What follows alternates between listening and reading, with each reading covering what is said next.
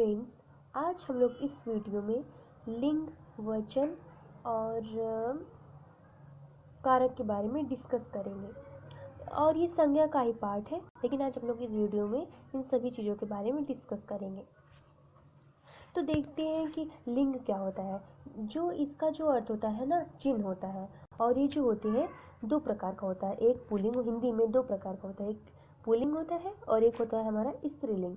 और पुल्लिंग की रूप के आधार पर जो होता है पुल्लिंग और स्त्रीलिंग में इसको विभाजित किया गया है। तो पुल्लिंग में क्या होता है, इसकी पहचान क्या होती है? इसमें जो होता है अकारांत आकारांत होगा तो प्राय ये क्या होगा, पुल्लिंग होगा। और ये क्या होता है, इसमें लिखा है कि इसमें कौन कौन सा प्रत्यय जुड़ा होता है। इनके अंत में त्व य व प्रत्यय जुड़ा होगा तो ये हमारा क्या होगा, पुल्लिंग होगा। और जैसे जिन शब्दों के अंत में पा, पन, आव, आवा, खाना ये सब जुड़े होंगे तो हमारा स्त्रीलिंग होगा। जिससे बचपना, बचपन, लड़कपन, ये सब हमारा क्या हो गया, ये सब हमारा पुल्लिंग हो गया। तो और स्त्रीलिंग की पहचान हम लोग कैसे करते हैं?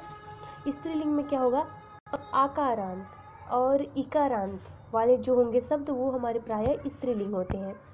तो स्त्रीलिंग में जैसे हो गया कुछ अपवाद भी, जैसे कपि, कवि, कपि और रवि। ये रवि है, रवि ये हमारा क्या होता है, इसमें अपवाद होता है, तो इसको भी हम लोग को ध्यान में रखना है। और प्रयोग के आधार पे जैसे कि कुछ ऐसे होते हैं कि अर्थ, जैसे देखिए यहाँ पे कवित्री, कवि पुल्लिंग है और इसका स्त्रीलिंग क्या हो जाएगा, कवित्री हो जाता है। तो इन सभी चीज़ों को हमको थोड़ा ध्यान में रखना है। और विद्वान का क्या हो जाता है, विदुषी हो जाता है। और नेता का क्या होता है, नेत्री हो जाता है। और महान का क्या होता है, महती हो जाता है। साधु का साध्वी हो जाता है। और लेखा का क्या हो जाता है, लेखिका हो जाता है। तो इन सभी छोटी बातों पे हम लोग को ध्यान देना है। और हमारा नेक्स्ट क्या है, वचन क्या होता है। और देखिए जिनसे संख्या का बोध होता है, ऐसे समझ, जिनसे संख्याओं का बोध होता है वो हमारे जो होते हैं वचन होते हैं। और हिंदी में वचन दो होते हैं, एक वचन होता है और बहुवचन होता है। तो एक वचन में क्या होता है, देखिए एक वचन में जो होता है ना, जिसमें एक वस्तु या पदार्थ का होता है बोध, उन्हें हम लोग एक वचन कहते हैं। सिंगुलर, प्लूरल तो आप सुने ही होंगे, जैसे बालक, घोड़ा, किताब, मेज, ये एक वचन है। तो और बहुवचन में जैसे इनमें वस्तुओं या पदार्थों ज़्यादा का बोध होता है तो वो हमारा क्या हो गया, एक या एक, इसमें दो या दो से अधिक के लिए प्रयोग किया जाता है बहुवचन। जैसे ये देखिए ये यहाँ पे ये इम्पॉर्टेंट, ये प्रत्यय तो आप देखिए ए या ओ, ये सब आदि इसमें प्रत्यय जोड़ते हैं अंत में।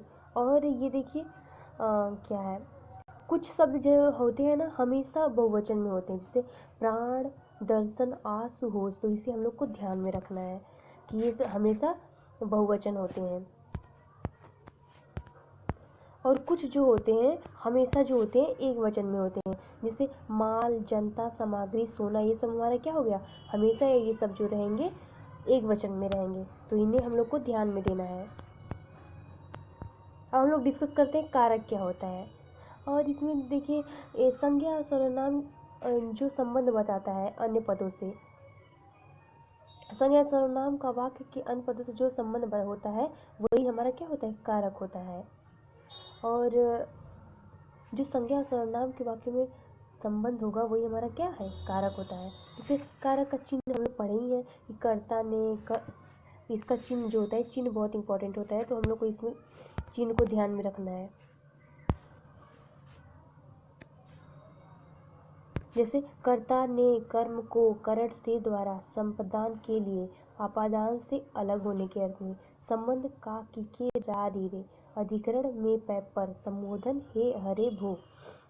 जैसे यहाँ पे ये ध्यान देना है कि करण से द्वारा होता है और अपादान से अलग होने में, अपादान जैसे पेड़ से पत्ते गिरते हैं तो ये अपादान है, नहीं पेड़ से पत्ते गिरते हैं तो पेड़ तो कांस्टेंट है, पत्ते पे गिरते तो इसमें क्या होगा, करण होगा। कारक की पहचान देखिए, इसमें कारक की पहचान कैसे, जैसे कर्ता हो गया, ये जो होता है क्रिया को संपन्न करने वाला को हम लोग कर्ता कहते हैं।